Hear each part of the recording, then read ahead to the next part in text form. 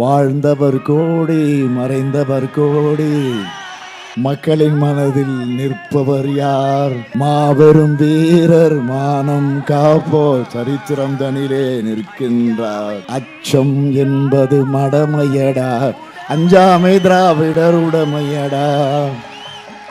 ஆறிலும் சாவு நூறிலும் சாவு, தாயகம் காப்பது கடமையடா, தாயகம் காப்பது கடமையடா. அச்சம் என்பது மடமையடா, அஞ்சாமை திராவிடர் உடமையடா.